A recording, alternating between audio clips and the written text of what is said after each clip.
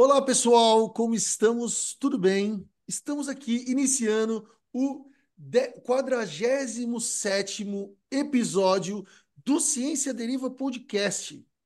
São 47 episódios e talvez 43 dizendo a mesma coisa que eu digo no início, lutando incessantemente contra a entropia. E também, talvez, em todos os episódios, nos 47, fazendo uma introduçãozinha relativamente filosófica, dizendo como ou as formas que a gente pode lutar contra essa força incessante e sempre vencedora, que talvez tenha feito um acordo com a nossa vida, talvez ela possa dar ou permitir que, pelo menos em uma forma, eu acho que é a única que existe, ela possa ser jogada lá para o longo prazo, que é pelo legado ou pela descendência. Ou seja, quando a gente consegue passar aquilo que nós somos ou aquilo que nós pensamos para o amanhã, para outras pessoas que vêm depois da gente. Talvez o trato que a entropia nos dê para que ela possa fazer isso, o nosso querido Charles Darwin nos ensinou. É que, com certeza, a descendência é o fato de enganar ou de prolongar a entropia, mas isso só é feito com modificação, ou seja, mesmo a sua ideia ou parte de você é passado por um outro ser vivo, mas esse ser vivo não é igual a você. Talvez isso seja uma sabedoria da entropia para que o mundo continue com a mesma graça. E vocês, Guilherme e Nicole, têm a sua graça maravilhosa, o seu espírito alegre de uma quinta-feira de manhã, relativamente frio para o sudeste e para o sul do Brasil. Como estão, Guilherme?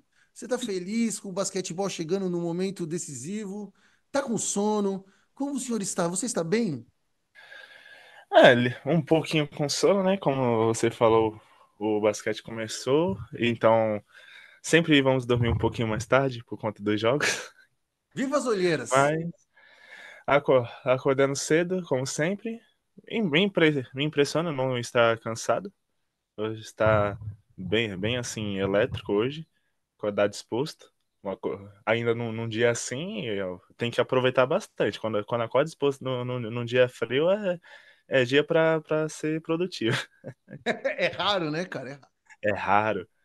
E você, Nick, tá do mesmo jeito? Ou acordou na preguiça? Aqui, totalmente ao contrário do Guilherme. Dormindo tarde, mas por conta dos trabalhos e afins. E acordando cedo, só que muito cansada. Hoje, especificamente, normal, igual todos os dias, mas cansada. Mas a gente tem que mostrar a realidade também, né? Não dá pra falar, ai, tô feliz, tô disposta sempre. Mas. É uma escolha que eu fiz, né? Após graduação. Então, temos que lidar com isso. Sabe Mas qual tô é a feliz parte pela boa, entrevista. Nick? Desculpa, de não estar disposta sempre, é que você também não está triste sempre. Pensa pelo lado É, bom da manhã chuvosa, da manhã fria. sim. E eu não gosto do frio. Então, ai, quando amanhece meio friozinho, eu já fico, ai, que saco. Queria um calor, um solzinho. Mas tudo bem. Mas estou feliz pela entrevista. De antemão, já agradeço a Fernanda por ter topado a participação. Mas não vou falar muito, porque agora o Gui vai começar com a pergunta Deixa ela de falar sempre, né? oi, né? Então, Também, né? Tudo sim. bem. Tudo bem, Fernanda? Obrigado, viu? Bom dia, gente. Obrigada pelo convite. É um prazer estar aqui com vocês. Muito obrigado. Agradeço. Muito obrigado.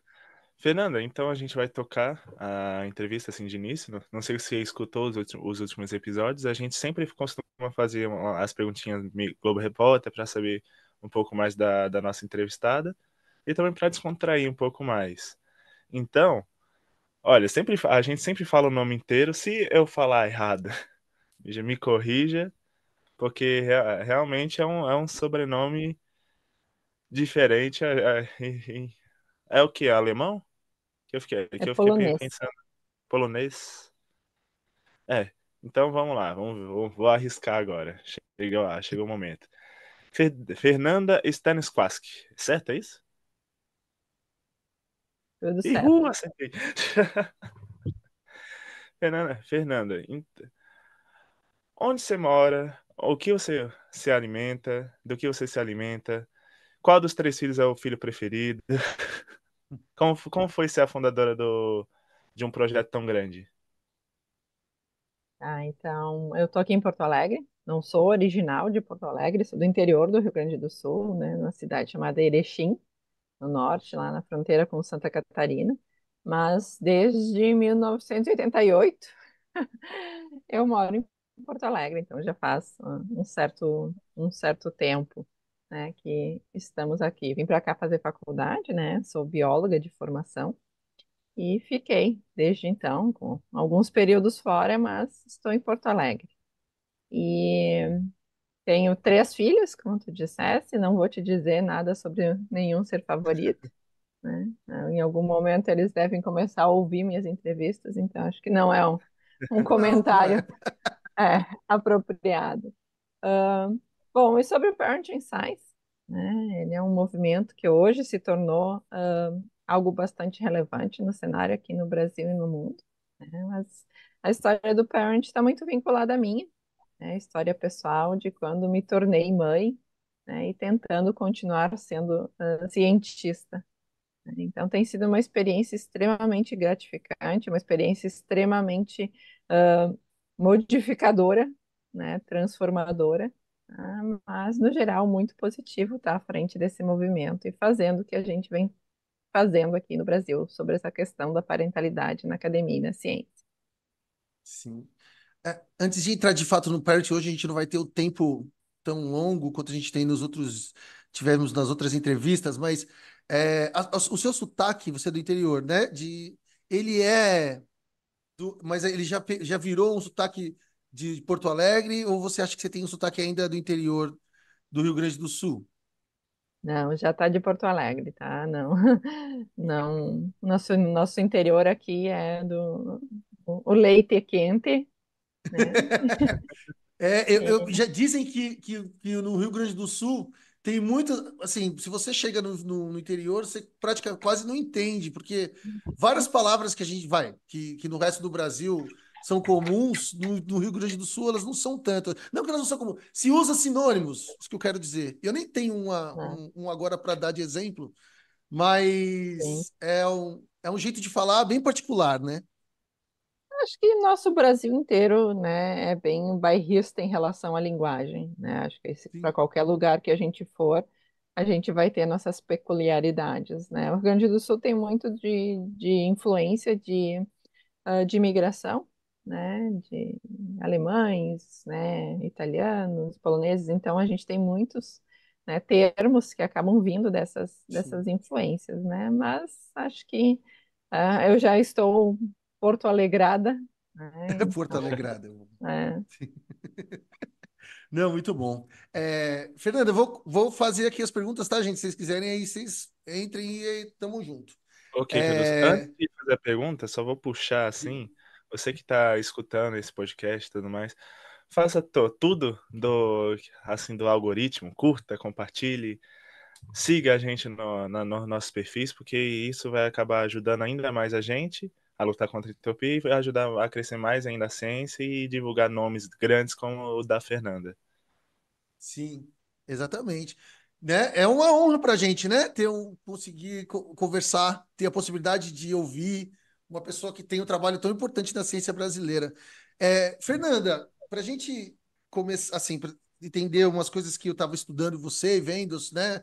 As suas entrevistas e tal, o que você publica. Eu vi, você, em 2000, mais ou menos 2011, você fez doutorado direto, né? Pelo que eu entendi, né? E aí, em 2011, sim. você passou no concurso, aí no Rio Grande do Sul, na Federal, do Rio Grande do Sul. Você, pelo que eu percebi, você passou com uma idade relativamente baixa para a média, que foi mais ou menos uns 29, 30 anos, né? Isso, o concurso foi em 2010. Foi em 2009. Eu fiz, né? Eu saí da graduação, eu fiz meu doutorado direto. Eu não sou mestre, né? Sou só doutora. E aí eu fui fazer um pós-doc no Canadá. Eu voltei em 2009, aí eu fiquei como pós-doc ali no Centro de Biotecnologia, que é onde eu estou hoje.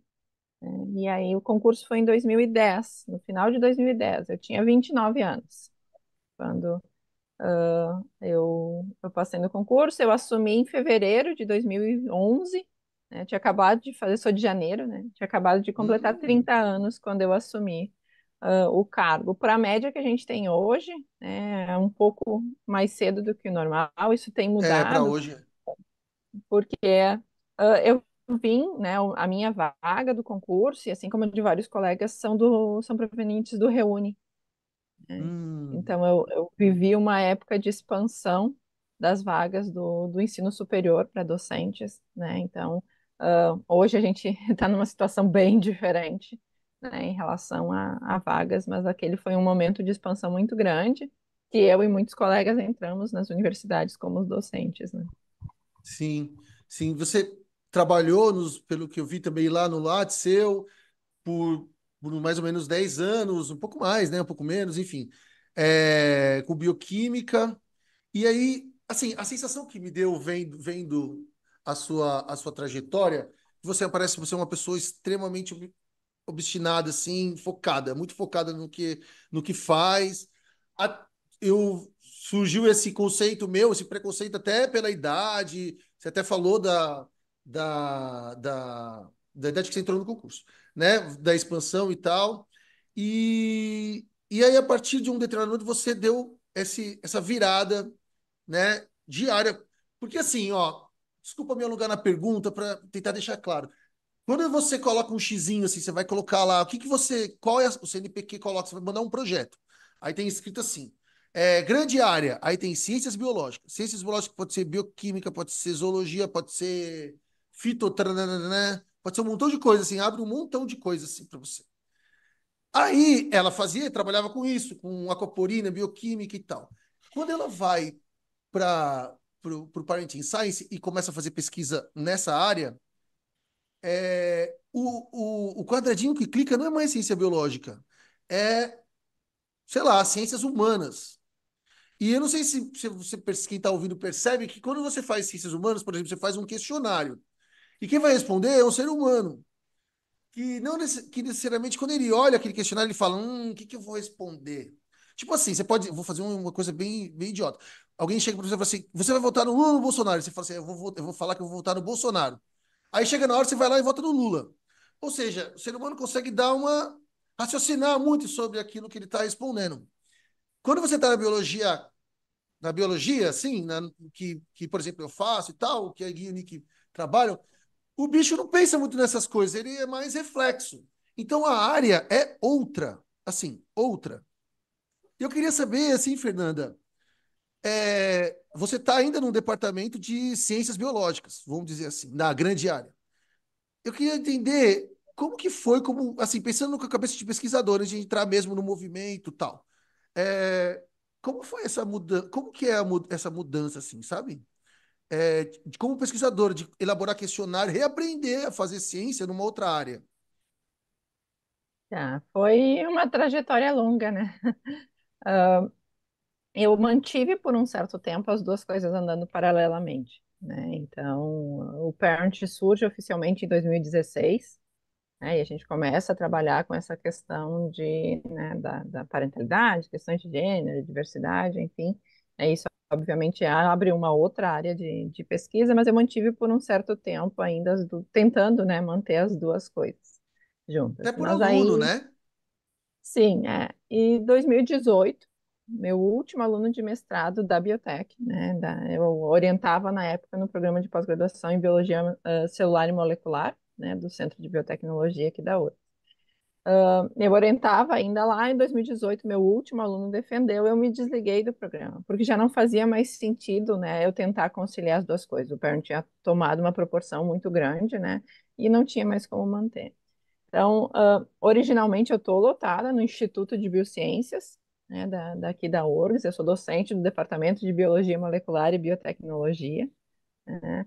Mas eu costumo brincar que não sou barro nem tijolo, né, gente? Porque Quando, por exemplo, bolsa de produtividade do CNPq, faz um tempão que eu não peço, É. porque eu não vou pedir na biotech, né? As pessoas vão olhar meu currículo e por muito tempo, né? Eu tenho algumas publicações ainda saindo da área por causa de colaborações, mas eu não trabalho mais nessa área. Só que eu também não me encaixo na área de humanas ou de ciências sociais, porque eu não tenho formação para isso, né? Então eu fico num período, num limbo, né? Sim, Hoje essa eu transformação oriento, é impressionante. Desculpa te cortar, é impressionante. Eu a fiquei gente, impressionado.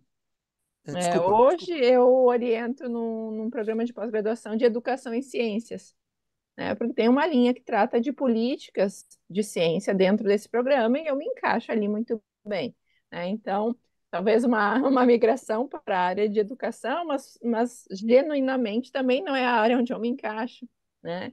Então, o meu maior problema com não vou dizer que é meu maior problema com o CNPq, porque meu maior problema com o CNPq é outro. Mas meu problema com projetos e pedidos do CNPq é não existir uma área multidisciplinar. É onde eu estou, né? A gente trabalha com ferramentas, com mecanismos de diferentes áreas de conhecimento. A gente agrega coisas da biologia, a gente fala de neurociências em algum momento, quando a gente está Sim. falando de vieses, né? A gente agrega diferentes áreas, até porque o Parenting Science hoje é um grupo de 90 cientistas de todas as áreas do conhecimento. A gente tem representantes de todas as áreas. Então, várias vezes a gente vai pedir projeto, alguma coisa, não tem para onde botar. Foi, né? Fica onde dá, porque não existe multidisciplinar. A gente fez o pedido agora para auxílio para o nosso simpósio na CAPES. Ficou na área de ciências biológicas.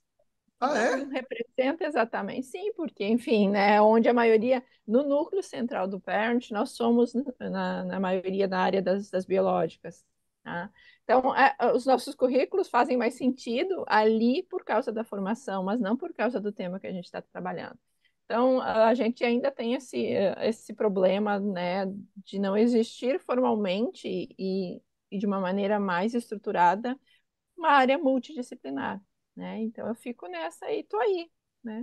Quando dá uma coisa em algum, né? Internacionalmente é mais fácil, né? Essa visão de interdisciplinaridade já é mais avançada em alguns tipos de agências de fomento, então a gente consegue trabalhar com alguma coisa nesse sentido, mas tô nesse mundo aí que não sou uma coisa nem outra. Foi essa maturidade de estar bem consigo nessa migração foi.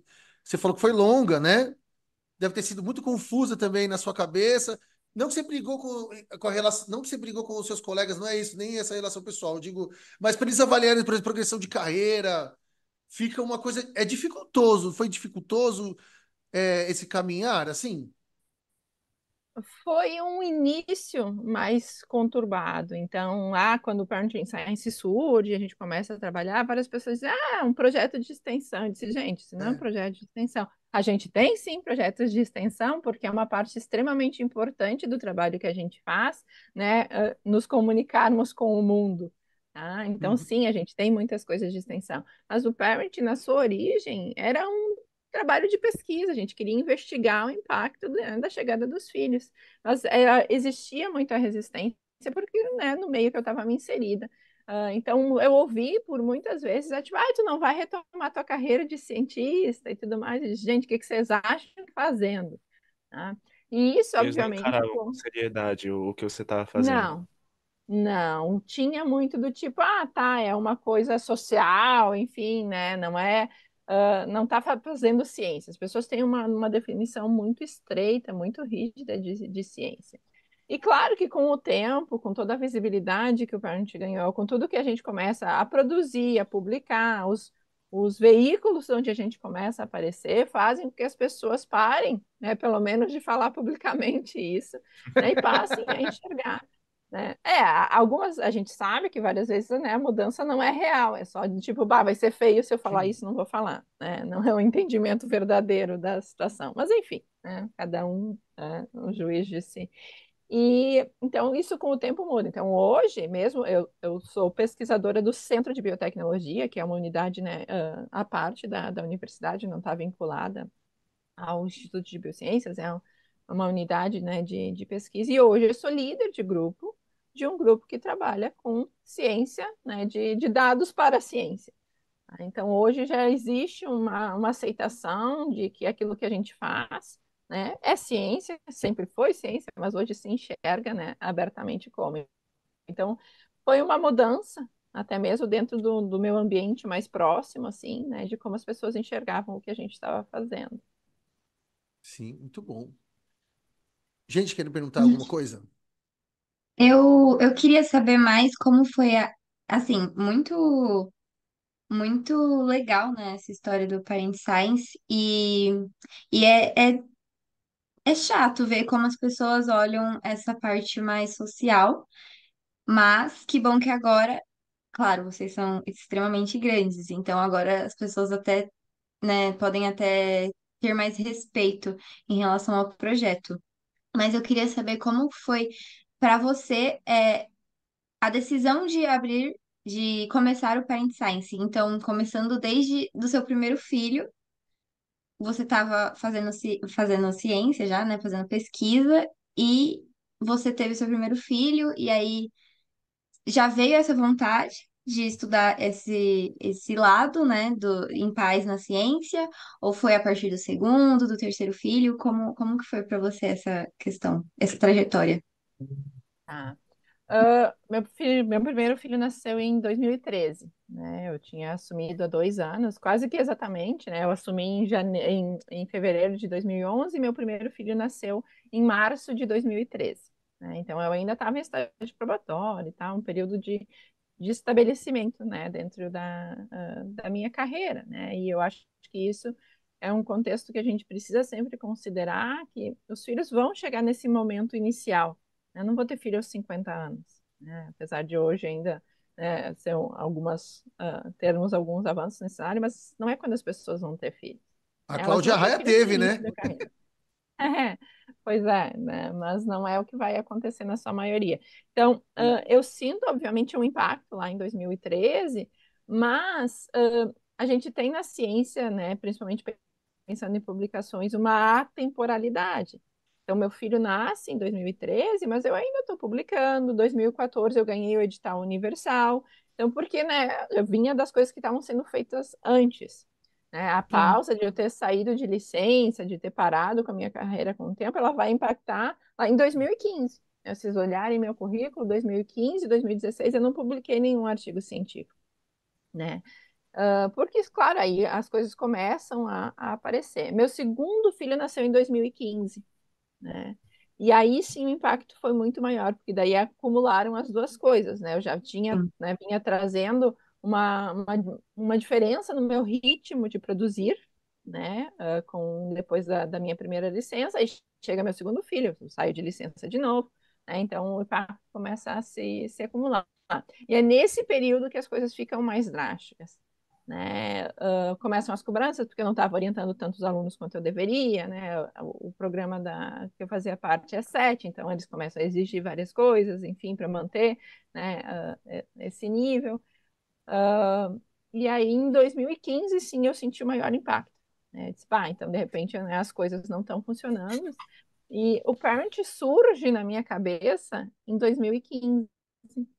Mas por muito tempo eu não tinha falado para ninguém sobre isso, porque eu achava que as pessoas não iam entender, que iam enxergar como algo, né? Ah, eu que não dava conta de seguir com a minha carreira e tal. Então, só em 2016, e eu lembro, é muito engraçado, assim, para vocês verem o quanto a gente tem preconceito, né? A gente mesmo. Porque lá em 2016, eu lembro, isso foi sei lá, no início de 2016, eu chamei meu marido também é pesquisador, ele é docente da URGS também, né, de outro departamento, mas enfim.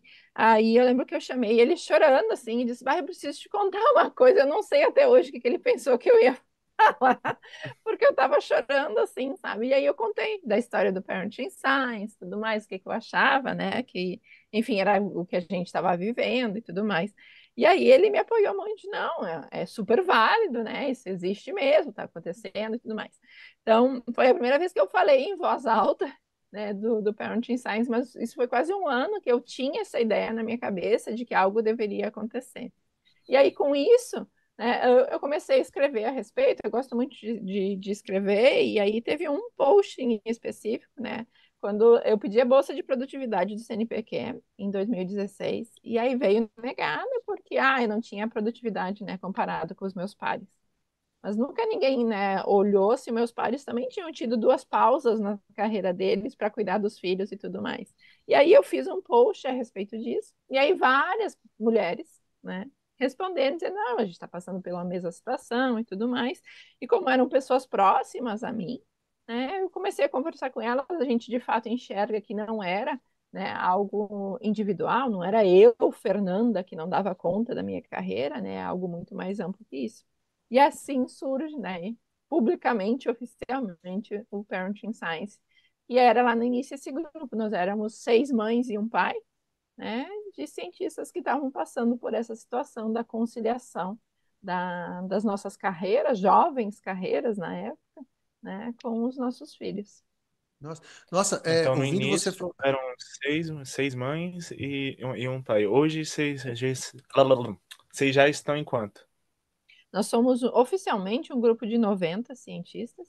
A gente está em todas as regiões do Brasil, a gente não está em todos os estados, a gente está em 18 estados, mais o Distrito Federal, né? Então ainda tem uma expansão que seria interessante. A gente tem representantes, né, membros do Parenting Science em 56 instituições de ensino e pesquisa, né, por todo o Brasil. Então, foi uma grande expansão, isso aconteceu em 2021, né? Em 2020, a gente tem a primeira expansão, né, que aí mais pessoas próximas, assim, que eu conheci nessa caminhada, entram, né, oficialmente no Parenting Science.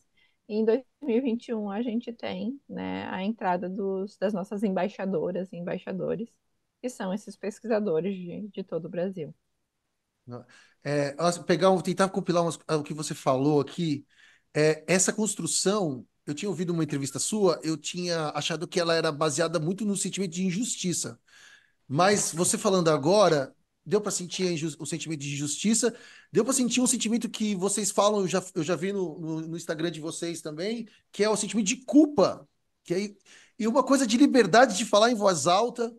Olha quantos sentimentos, assim, pelo menos você transparece aqui falando. Para de fato, é óbvio, aí tem a cabeça, né, a parte escrita, né, o raciocínio, capacidade de fazer isso. Mas assim, e interessante que você encontrou no início, então, pessoas que deveriam estar com esse sentimento de injustiça, culpa, e às vezes querendo lutar contra isso, né? É muito forte. E eu queria, assim, perguntar, fazer 2 perguntas. Se é realmente isso, ou tem algum outro sentimento nessa elaboração, tirando a parte intelectual, nessa construção? E pensando nesse crescimento que vocês tiveram, que foi enorme, das 6, 7 pessoas para essas 90 que são hoje, então desde 2016, 17, 18, 19, 20, 21, 22, 23, 24, 8 anos. É, Quando que você achou que o Parent Insights ganhou a credibilidade mesmo? Que aí você falou, não, eu vou começar As pessoas falaram assim, nossa, quero participar. Aonde você, dirigindo o carro, tomando banho, sei lá, se tocou que a credibilidade chegou? Então, são 2 perguntas. Com certeza, para mim, o principal sentimento foi, sim, de injustiça, né? Porque foi algo muito marcante né, a gente comentou a minha idade, então minha carreira vinha numa ascensão muito rápida e exatamente como as pessoas preconizavam que era, né, o ideal. Então, eu saí da casa dos meus pais aos 17 anos e nunca na vida eu duvidei que eu seria cientista, ou eu me imaginei como alguma outra coisa, né?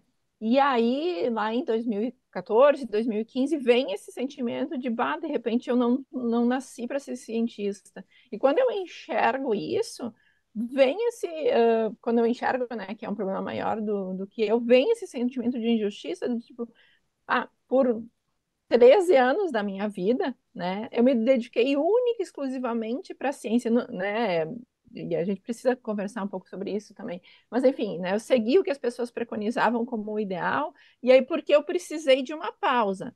Né? Por um Uhum. período determinado, meus filhos já são grandes, né? Enfim, 5 anos tenho mais novo, mas, enfim, é uma rotina já bem diferente.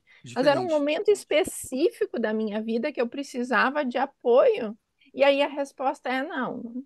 Nesse momento tu não está fazendo o que a gente gostaria que tu fizesse, então, né, tu não tem que estar aqui dentro. E aí que vem esse sentimento de injustiça muito grande. Porque não era uma questão de eu não ser mais capaz de fazer ciência, É, né? Não era uma questão de eu não querer me dedicar, mas era um momento específico da minha vida que deveria ser respeitado, tá? Porque eu já tinha contribuído muito antes e eu certamente continuo contribuindo agora. Mas como a gente tem essa rigidez do que a gente enxerga como ideal dentro da academia, a resposta que eu recebi foi essa. Então, para mim, com certeza, foi o sentimento mais avassalador, essa questão da injustiça. Foi de, poxa vida, né?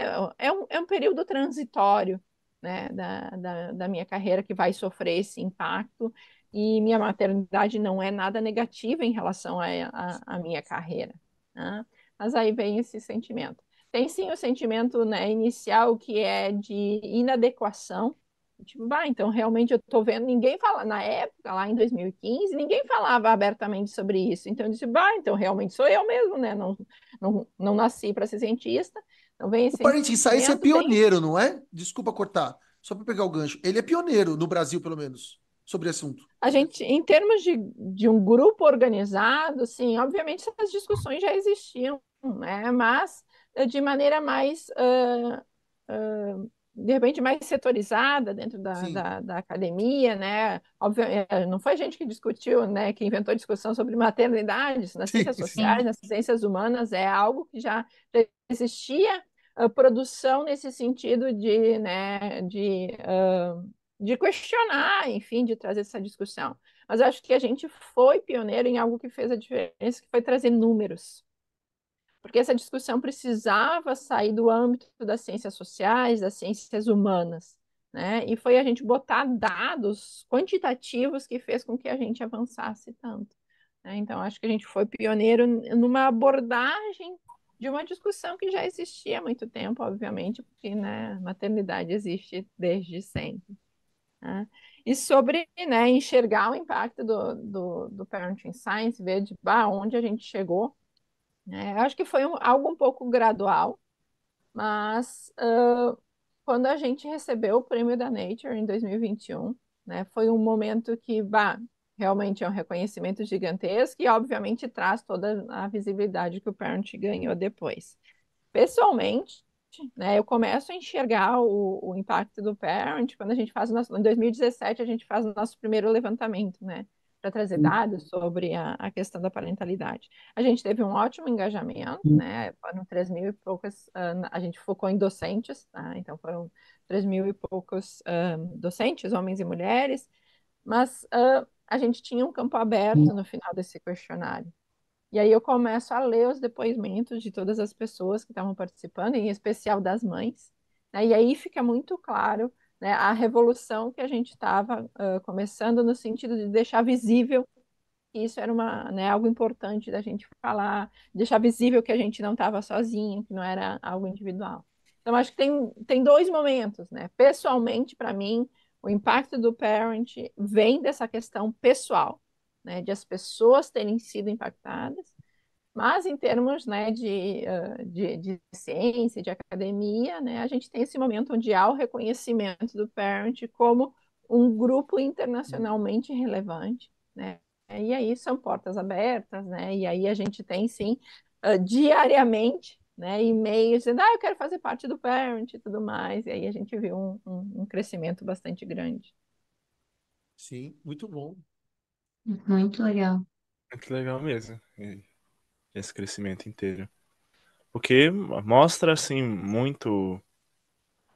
Ah, o Paint desde sempre mostra a realidade das mulheres e tudo mais, porque isso realmente é algo que atrapalha muito.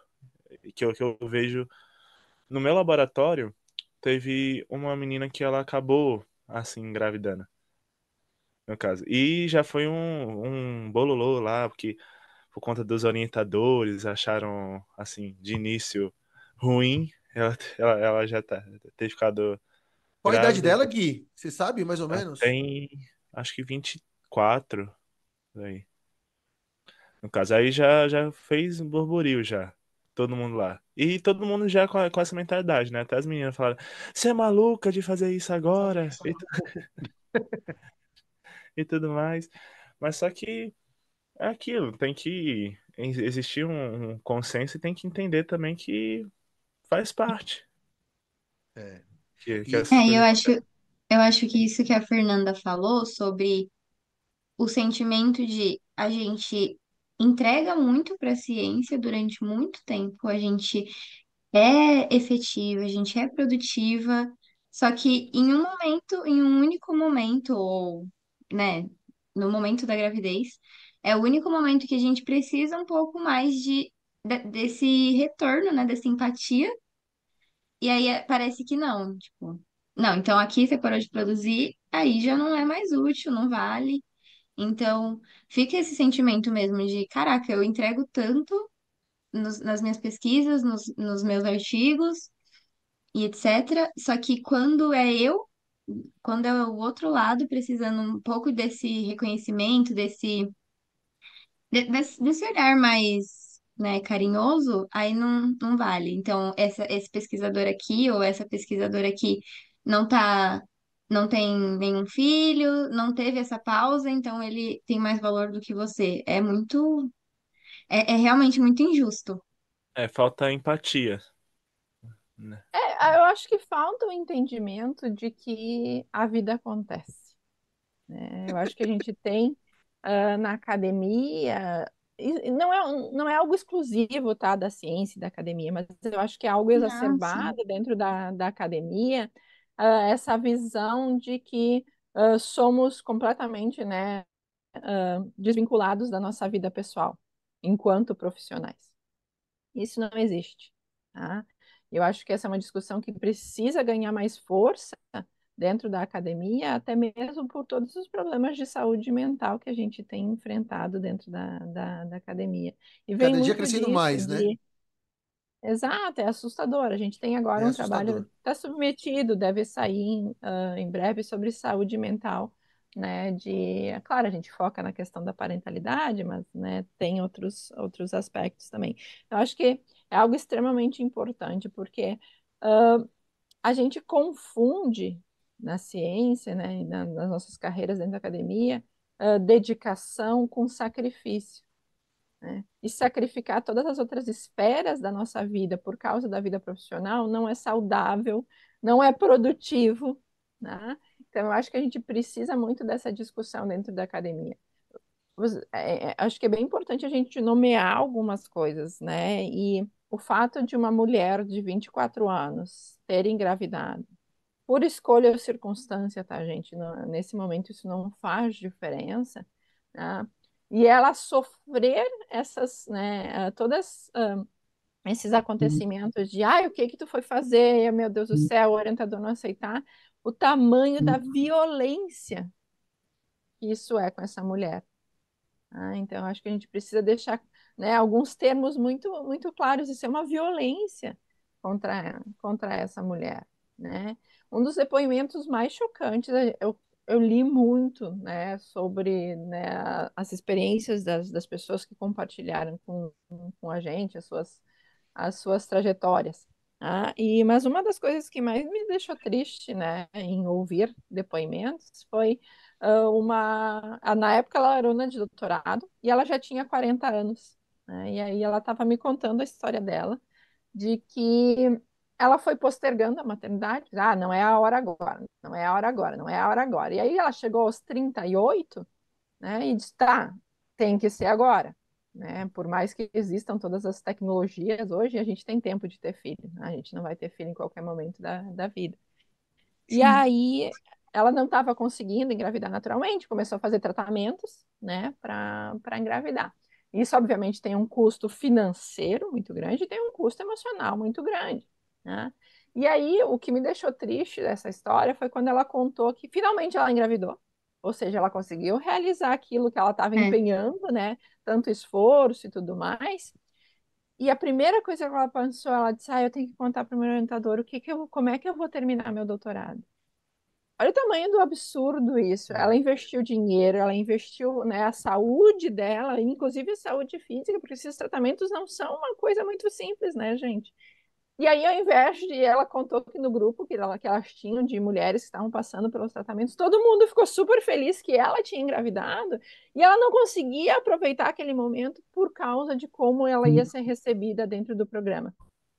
Cara, eu não É consigo impressionante a nomear. pressão, né? É Sim. muito absurdo isso, gente. É É absurdo. muito Se absurdo. É sentir muito absurdo. culpado, né? Culpado, ela programou a coisa. É impressionante. Era A para mulher ser tem um um momento fardo. totalmente feliz, porque é o que ela estava buscando há tempos, e Exato. ela não conseguiu aproveitar por causa dessas outras questões que talvez que não diz respeito, né? Tipo, o orientador ou as pessoas que trabalhavam com ela não diz respeito a eles. Então, ai, gente, muito difícil. E aí vem dessa nossa concepção de que a maternidade atrapalha, de que a mulher vai passar a produzir menos, e a gente não entende isso, tá? De que, claro, não é uma regra geral, mas num grande número de casos é algo transitório, não é para sempre, né? Que a gente vai precisar cuidar dos filhos e tudo mais. Então, é algo transitório e é algo que não tira da mulher nenhuma capacidade de contribuir. É simplesmente uma pausa. Eu altero a minha trajetória, o meu ritmo dentro, mas não altera a minha capacidade de produzir de maneira nenhuma. Mas a gente tem essa fixação, né, de que não, é linear. E eu acho que é super importante de frisar que eu acho que um dos impactos positivos do parent não é, a gente traz, obviamente, a discussão da parentalidade, que é isso que a gente foca, mas a gente abre portas para as outras discussões porque essas pausas na carreira, elas podem acontecer por uma diversidade de fatos da vida, né? Alguém que ficou com uma doença mais séria, precisou se afastar, fazer um Sim. tratamento de 1 ano, essa pessoa também vai enfrentar isso de como é que eu retomo minha carreira? Porque a gente, não, beleza, teve que parar por 2 anos, não publicou, tu não, porque a gente coloca essas pessoas que tiveram uma pausa na carreira num círculo. Tu produz um pouquinho menos, um determinado período de tempo, por seja qual for a razão, tu vai ganhar menos verba, menos bolsa e tudo mais. Aí, com menos recurso, tu vai produzir menos, né? É Cascata, né? lógico que isso vai acontecer. E a gente não tem nenhum mecanismo, né? Agora tem surgido, mas a gente, por muito tempo, não tinha nenhum mecanismo de quebrar esse círculo. Então, acho que é extremamente importante a gente faz a nossa discussão da parentalidade, porque é um evento drástico, né? E é um Sim. evento que a gente consegue pontuar muito bem. Mas essas pausas acontecem por uma série de razões, e a gente não respeita isso de maneira nenhuma. E a única coisa que acontece é a gente perder talento. É. Sim, Mu- É ruim para a ciência, né? Né, para a área como um todo. Essa coisa da hostilidade, da dificuldade da mulher de não poder é, curtir, por exemplo, essa vibe, né, do caso que você contou, tem um nome técnico que é o efeito Matilde, é isso? Pode se chamar assim? Eu vi pelo menos esse estudando, Matilda, é isso? Que é um fenômeno, não sei se seria isso ou não. Eu Ou, me confundo nos nomes dos efeitos, tá? Mas eu acho que o Matilda, é a questão da apropriação, né, do então eu conhecimento errei, das desculpa. mulheres, né? Eu me Tá. confundo os nomes, tá, gente? Porque tem vários, mas eu acho que não é referente a isso. Tá. Para a gente ir para o final, antes das dicas, nossa senhora, eu queria perguntar, essa coisa de vocês cresceram, e aí, então, você deve, em 8 anos, mais ou menos, né, que eu contei aqui, não sei se está certo, mas deve ser mais ou menos isso. Você deve ter ouvido milhares de casos. Vocês começaram com as mulheres, hoje vocês falam de raça, etnia, enfim, foram abordando tudo isso. Hoje vocês têm uma crítica eu quero citar aqui na entrevista, não sei se vai dar tempo de aprofundar, uma questão de extensão com alunas, por isso que eu até comecei a introdução com descendência. É, então, com alunas falando sobre isso, ou seja, pensando nessa ideia do movimento já, não só para os. Começou com os pesquisadores, mas com a geração, né, seguinte, as gerações seguintes. Então, dá para ver um claro caminho, assim, pelo menos dá para achar um claro caminho. E como que vocês conseguem. Então, assim, viram várias áreas, tem levantamento. Vocês são pesquisadores, começaram levantando dados, mas não é cientista, né? É, como que vocês conseguem, Fernanda, não escapar da área científica só. Porque assim, vocês estão conversando com a gente, já conversaram com outros alunos de outras áreas. Vocês fazem simpósio, vai ter um acho que no Rio de Janeiro, né? Pelo que eu vi, posso estar errado. É, tem debates com o CNPq importantes, conseguiram vitórias importantes, conseguiram brigas importantes, enfim. Como que vocês não. Como que vocês tentam ficar naquela linha chamada ciência e não na linha bem maior chamada sociedade, né? Essa filosofia, como que é? Tá, deixa eu só falar do simpósio, senão depois eu vou esquecer. Então, a gente vai ter a gente tem, né, não anualmente, mas quando dá, na verdade, né, isso é um pouco da filosofia de trabalho do Parenting Science, a gente faz as coisas como dá. Então, a gente vai ter agora o quarto simpósio brasileiro sobre maternidade em ciência, vai ser nos dias 17 e 18 de outubro. Primeira vez que a gente sai de Porto Alegre, né, a gente vai estar no Rio, no Museu da Manhã, né, então fica o convite ali Muito nas legal, nossas redes parabéns. para quem quiser conhecer. Assim, a gente foca na questão de ciência porque é onde a gente está e é o que a gente sabe fazer. Então, eu pessoalmente gosto muito de trabalhar com números, né? Se tiver que fazer uma tabela e um gráfico, eu fico muito feliz, né? Então, vem da minha formação. As pessoas que tocam, por exemplo, os projetos de extensão, não sou eu que coordeno. Quem coordena os projetos de extensão do Parent, né? É a Rossana, que é uma colega aqui da URGS, que é do perfil Maternidade e Consciência. Quem quiser seguir nas redes, ela tem um perfil gigantesco sobre informações científicas, né? Sobre maternidade. É ela que coordena. Então, a gente tem, dentro do Parent, a gente tem uma diversidade de pessoas, né, que fazem, né, aquilo que elas têm, né, de maior afinidade. Mas a gente se mantém na ciência porque, enfim, é o nosso meio. Mas as repercussões são, sim, em termos de sociedade, porque a gente traz também discussões que não são, né, confinadas ao mundo da academia e da ciência. Uma das coisas que é muito importante para a gente vai discutir, inclusive, no simpósio, é a questão das licenças, né? A gente vive numa sociedade que acha ok o homem ter 5 dias de licença paternidade, né? Ou 20, né? Nos melhores cenários onde a gente tem, né, a prorrogação. Isso é um absurdo em tantos níveis, né? Começando pela questão de a gente enfatizar, enquanto sociedade, que quem tem que cuidar é a mãe. O pai não tem nem que estar em casa, né? Mal sai do hospital, já voltou a trabalhar.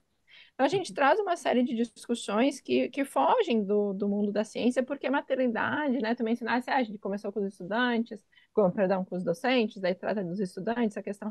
A maternidade é algo muito transversal, né? E ela está cheia de intersecções. A gente não tem no Brasil como discutir maternidade sem falar de raça. Isso foi uma falha do Parenting Science lá no início, porque ele está muito vinculado a minha história pessoal e, né, as pessoas que estavam próximas de mim, e a gente não enxerga uma das principais intersecções que a gente tem com a maternidade, que é raça.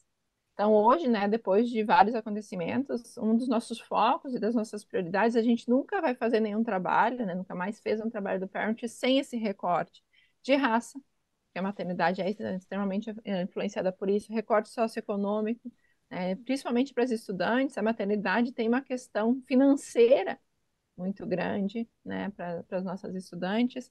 A questão de mães e pais, de filhos com deficiência. Eu falei muito da questão de temporalidade, né, que o impacto que eu senti foi no das minhas licenças nos primeiros anos. Mas para uma mãe ou para um pai de uma criança, de um filho com deficiência, essa temporalidade não necessariamente exista, porque esse cuidado pode ser É, necessário para o resto da vida. pior. Então, eu acho que a gente consegue, a gente se enfoca na academia e na ciência, mas a gente traz uma série de outras discussões que têm um impacto social muito grande. Tá? E o contrário também é verdadeiro. A gente não tem como discutir, né, a questão da maternidade sem discutir essas questões sociais, sem discutir raça, sem discutir deficiência, sem discutir questões socioeconômicas, sem discutir a questão do cuidado de uma maneira mais ampla, né? De novo, o parent foca na questão da parentalidade, mas cuidado é algo muito mais amplo que tem um impacto significativo. A gente tem muito agora sendo produzido, né? Não pela gente, mas enfim, produzido de uma maneira geral, sobre o que eles estão chamando da geração sanduíche. A gente posterga a maternidade e vai ter filho mais tarde. né? Então, os nossos filhos pequenos coincidem com os nossos pais idosos que muitas vezes precisam de cuidado. E a mulher está ali nesse meio, filhos pequenos, pais idosos. Então, tem muitas questões sociais que vão envolver a maternidade com as mais diferentes faces possíveis que a gente possa pensar. Então, não tem muito como separar. Nossas produções focam na academia, mas a gente já está saindo disso, inclusive. A gente está agora com um levantamento sendo feito, né, um estudo com uma parceria com um perfil Mãe aos 40, né, que é a Aline. E a gente está avaliando a postergação da maternidade, a questão de quanto a carreira influencia a decisão de quando eu vou ter filhos, e não é um questionário só para academia, é para todo mundo, né? Então a gente está evoluindo nessa questão, porque, enfim, né, por mais que as pessoas. E eu ouvia isso bastante no início, tipo, ah, não, mas na academia é diferente, na ciência é diferente. Não, gente. A gente reproduz o que a gente tem na sociedade dentro da academia, em alguns casos até de uma maneira pior. Sim. Sim. Só uma pergunta rápida para a gente ir para as dicas. Quando vocês foram fazer esse questionário, não sei se vocês têm dados, né? Não sei mesmo. Surgiu agora. É, a escolaridade para esse delay de ter filhos mãe aos 40, ela é o que tange mesmo? Por exemplo, uma pessoa que, se a pessoa tem baixa escolaridade, ela tende a ter um tipo de trabalho, então ela não leva tanto isso em consideração. Uma pessoa que já tem uma escolaridade significa que ela pode querer certos cargos. É isso que eu quero perguntar.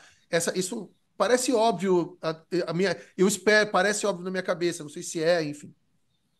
É isso mesmo. A gente não tem muitos dados, né, pensando na carreira e tudo mais, e é o que a gente quer descobrir agora. Mas a gente tem os dados do IBGE que mostram que existe uma relação inversa entre escolaridade e idade de ter filhos. Tá? Quanto menor a escolaridade, mais cedo, né, as pessoas têm filhos. Para homens é bem drástica a diferença.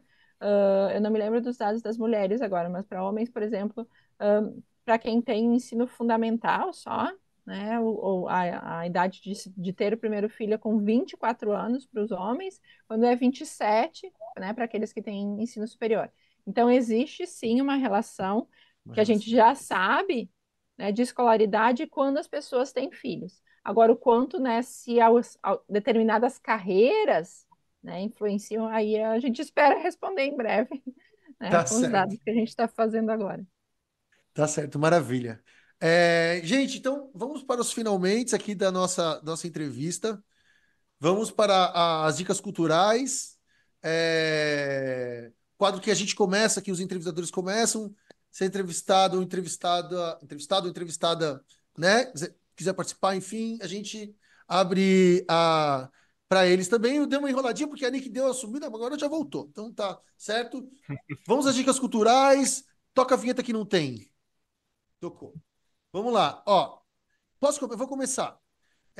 Eu vou recomendar um filme chamado Capitão Fantástico. É um filme americano em que fala sobre formas de vida. Então, é um pai que tem, putz, ele tem um monte de filhos. Eu acho que deve ter uns 6, 7 filhos. E a mãe morre, na verdade. E eles vivem fora, eles não vivem totalmente fora do sistema de mercado econômico nosso. Até porque eles vão eles moram no meio do mato, assim, no meio do mato mesmo. Eles têm uma educação dada pelo pai. Aí eles falam Esperanto, falam milhares de línguas. Tem uma hora que confronta a educação formal nossa. Então ele vai lá e compara o filho dele sobre uma questão e com um filho que está numa escola, assim. É uma crítica, na verdade, tipo, uma tentativa de olhar de fora como o nosso sistema de mercado, sobretudo econômico, e o que isso gera na cabeça das pessoas, ele tem. Mas é óbvio que, por exemplo, ele tem um ônibus, pega, bota gasolina e vai no velório da esposa. Então, quer dizer que ele não está totalmente fora do sistema de mercado. Mas é um filme muito, muito interessante para pensar no grande nível, assim, sabe? No nível de floresta, esse estilo de vida. Que é economia, não estou falando mal da economia, não. Ela é o que é isso que eu quero dizer. Certo? Tá Então, onde, Cadu? tá na Netflix, chama Capitão Fantástico. Quem Capitão quiser ir, Fantástico. é muito legal o filme, muito massa mesmo. Se Já você tá tiver. Não, anotado. Netflix não. Falei besteira. Star Plus. Ah, tá. É porque se tivesse na Netflix eu já ia puxando o meu, que o meu também é da Netflix, que é uma minissérie, no caso, que se chama Seleção Artificial. Não sei se vocês já viram ou já ouviram falar. Que Não. consiste, assim, nessa minissérie fala sobre a erradicação de doenças e também, e também com os avanços da pesquisa, também na relação em escolher as características do seu próprio filho. Ou seja, recombinação genética, biologia humana, mexe muito nessa questão e também fala muito sobre a ética também.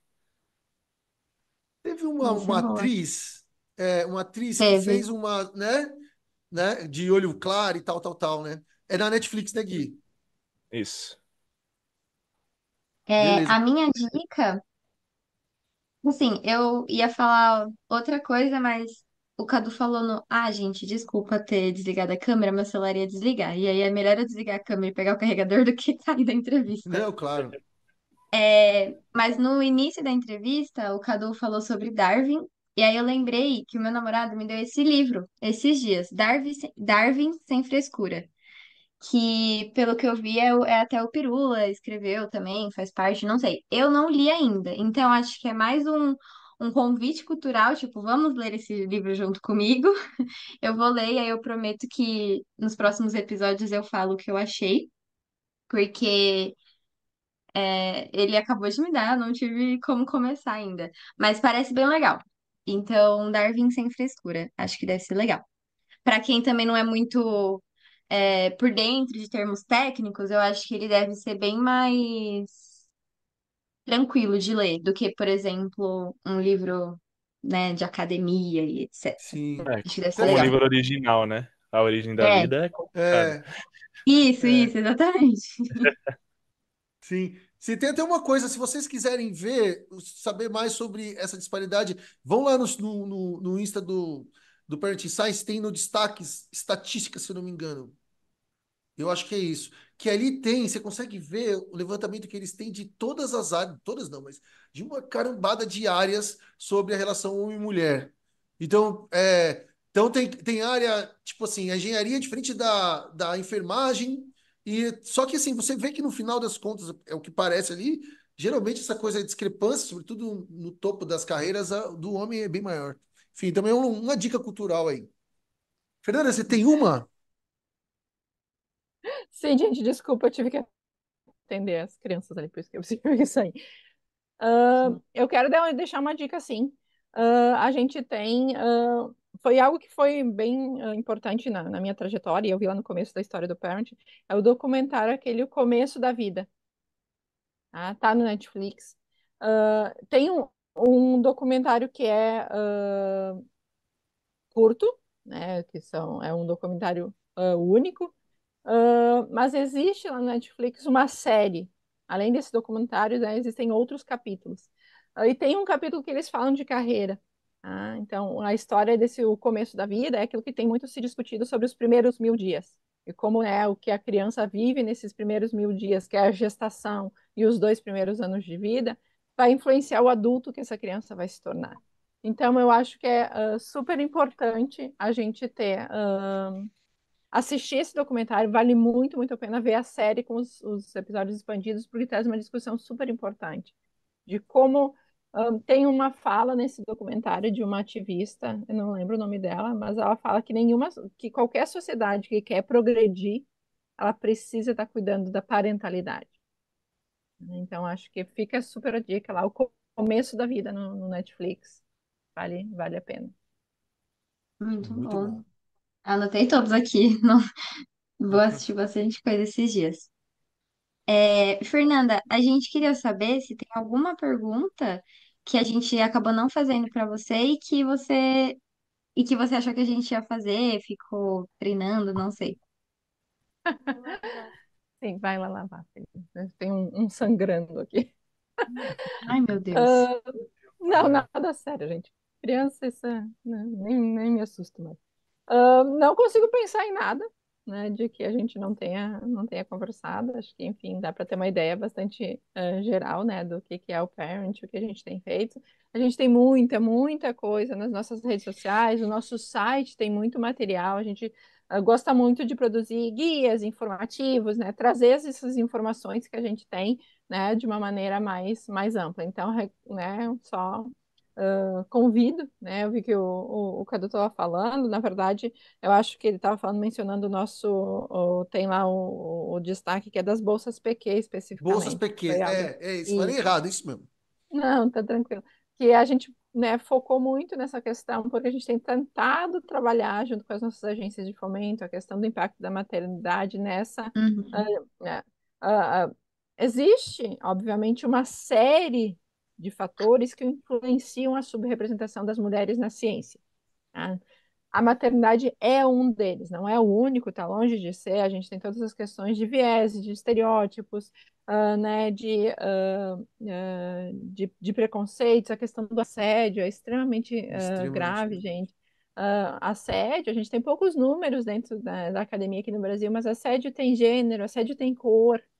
Então, acho que a gente, né, tem um cenário complexo, mas a maternidade é um ponto chave. E a gente tem tentado trabalhar com as nossas agências para mostrar isso, né, e aí as discussões que a gente tendo ah, com o CNPq, né, nos últimos tempos. Perfeito. Por último, a gente queria saber, Fernanda, o que te orgulha? Ah, o que me orgulha, eu tenho um orgulho muito grande da minha trajetória com o Parent, principalmente, fora a questão dos reconhecimentos científicos, né? Que é legal, óbvio, não vou dizer que não é legal ver meu nome na Nature, na Science e tudo mais. Sim. Acho, Sim, com certeza. obviamente algo que me orgulha. Mas meu maior orgulho é ter trazido para um monte de mães e mulheres algo que me fez quase desistir da ciência, que foi esse entendimento de que não era algo pessoal. Então, acho que eu me orgulho muito, muito do Parenting Science por a gente ter mudado muitas coisas. Lá no início a gente dizia sempre, se vocês assistirem minhas palestras lá de 2017, a gente fala que as mudanças eram para a próxima geração e as mudanças aconteceram agora, né? Então, acho que eu me orgulho muito, muito da trajetória do Parent e de mim, né, que estou na frente desse movimento, né? A Sem modéstia. teimosia é um fator, um combustível importante ou pelo menos no início era, agora não é mais? Talvez persistência mais do que teimosia, Teimosia. né? Não que teimosia, eu sou uma pessoa teimosa, gente. Isso é muito. Na verdade, mais do que teimosa, acho que eu sou uma pessoa um tanto quanto obcecada com algumas coisas. Eu tenho um pouquinho de obsessão em vários aspectos da minha vida. Mas eu acho que persistência é muito mais do que teimosia, porque exigiu. ah, um pouco de perseverança lá no início para que as coisas acontecessem e chegassem onde a gente chegou. Sim. Muito bom. Sim. Maravilha, gente. Ó, muito massa. É um aprendizado. Gente, se você ouviu esse episódio, estamos indo finalmente para falar tchau. Reveja e use ele como um pontapé mesmo, algo superficial. E a partir daí, a Fernanda falou do site dele, eles têm manuais. Então, por exemplo, até manuais para alunas de graduação que engravidaram. A gente pensou em publicar isso, na verdade, também no nosso Insta. Instagram, de o que você pode procurar, né? Até algumas leis, não existe uma lei, né, só para isso, mas o que fazer, né? Ajuda você, por exemplo, essa amiga do Gui, por exemplo, que às vezes pode ficar perdida ali no que fazer para continuar a carreira, né? Tomara que ela não pare nada. Tomara que ela tenha rede de apoio também. E, enfim, uma das coisas, né? Se você for lá, dar uma navegada no site, você vai achar. Acho que está em publicações, eu não me lembro. Eu sou péssimo de memória assim, para nome, terrível. Mas tá lá, eu sei que tá lá. Tá lá.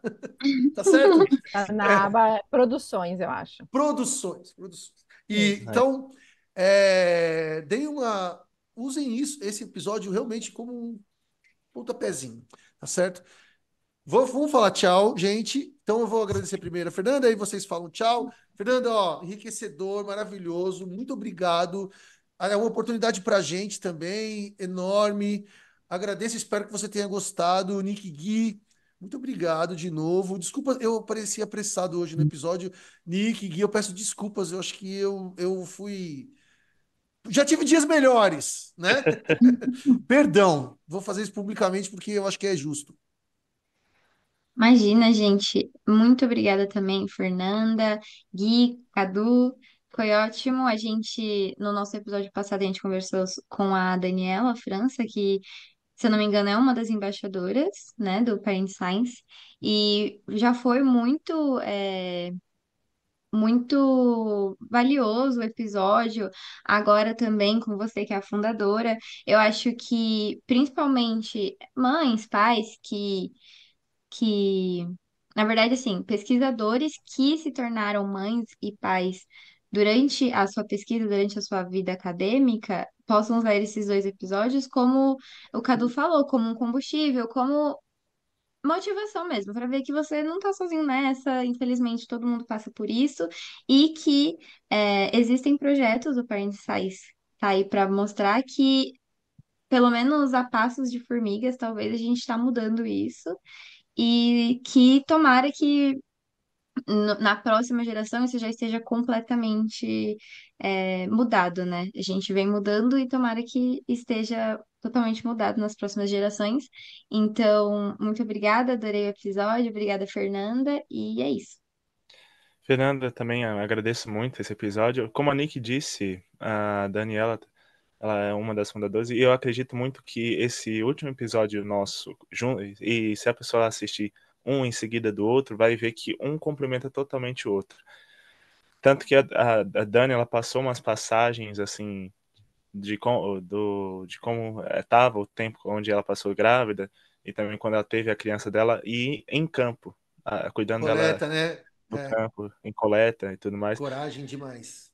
E isso, assim, essa história, mais com o que você contou aqui, claro, não deu para abranger tanto a sua vida, assim, com seus filhos e tudo mais, só que já mostra muito como é a realidade e como as coisas vêm mudando, graças a atitudes de vocês, a suas tomadas de decisões, isso vem mudando e é claro, a toda a equipe, né, do Parent.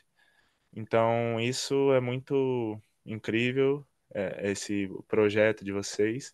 E tenho muito a agradecer pela oportunidade de conversar contigo. E, não tenho mais palavras. Só tenho a agradecer mesmo. Obrigada, gente. Foi um prazer. Deixa eu só fazer uma coisa que eu esqueci de mencionar. Acho que isso é importante quando o Guilherme falou de mudanças, né, que a gente está tendo. O Parent, sim, é um dos atores, né, desse cenário, mas a gente precisa também reconhecer algo que se formou muito, né, nesses últimos anos, que são os coletivos de estudantes mães. Hoje no Brasil existem muitos coletivos de mães estudantes, né, e elas são uma força muito grande nessa questão da mudança, né? Por exemplo, hoje existe um grupo de trabalho no MEC, né, para uma política de permanência Ah, que materna no ensino legal. superior. E isso veio da luta desses coletivos. São essas mães estudantes vivendo essa realidade que se organizaram dentro das suas instituições e se organizaram enquanto um coletivo maior, né? E foram atrás do MEC e conseguiram a criação desse GT. Eu acho que é super importante mencionar que existem muitas mudanças acontecendo e são muitas as atoras, né, dessas mudanças nos mais diferentes níveis. Foi um prazer, gente. Obrigada pelo convite. Dani é maravilhosa, né? A história dela é muito legal de ser ouvida. Super recomendo, né, que as pessoas escutem, se não escutaram. E ela é uma pessoa fantástica, né? Uma das coisas mais legais para mim com o Parent foi conhecer muita gente que eu não teria É, é conhecido de outra massa. maneira. Eu não Sim, teria, essas pessoas não teriam cruzado minha vida, né? E são muitas pessoas com histórias muito legais, a Dani é uma delas, então, né, super recomendo escutarem ela também. Muito bom. muito Gente, obrigada. Dois pitaquinhos. A gente tem a entrevista da Dani. Hoje que a gente está gravando no dia 18, ainda não subiu, mas quando você ouvir esse episódio, ele vai subir. O episódio da Fernanda vai subir depois do da Dani. Então já vai estar lá no Spotify, enfim, nas plataformas. Outra coisa, a gente tem um episódio número 8, foi com a Eugênia Zandoná, que faz parte do Núcleo. Ela é uma das fundadoras, ou então tá lá no iniciozinho. A entrevista foi em 2021, estava na pandemia ainda, então o Gui e o Nick ainda não trabalhavam aqui, não eram entrevistadoras. E é isso, gente. Vamos terminar. Quero agradecer de novo a Fernanda pelo que ela faz pela ciência, pela trajetória e a guinada na vida dela, é muito interessante. E o que ela faz pelas mulheres, tanto formalmente quanto no espírito delas, para diminuir, ajudando a diminuir um pouco a culpa, todos esses sentimentos são difíceis mesmo, que estão nas costas das mulheres há décadas, se não for séculos. Então, parabéns, muito obrigado. E estamos aqui finalizando o 47º episódio. Faltam 3 para 50. Chegaremos à maturidade, talvez. Ou não. E... Então, curta, compartilhe, taranã, taranã, faça os negócios da internet aí.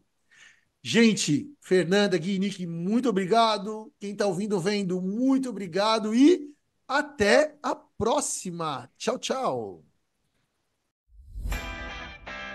Este foi o podcast Ciência à Deriva, uma produção de Arline Gomes, Bianca Castro, Bruna Nascimento, Ellen Guerra, Guilherme Cavalcante, Jaqueline Bernardes, Cadu Tolucci, Luana Mateus, Lorena Chaves, Maiara Maia, Natália Martins, Natália Raíssa e Nicole Laurindo. O Ciência à Deriva é vinculado à Universidade Anhembi Morumbi, à Unesp e à Universidade Federal do Ceará. Muito obrigado e até a próxima!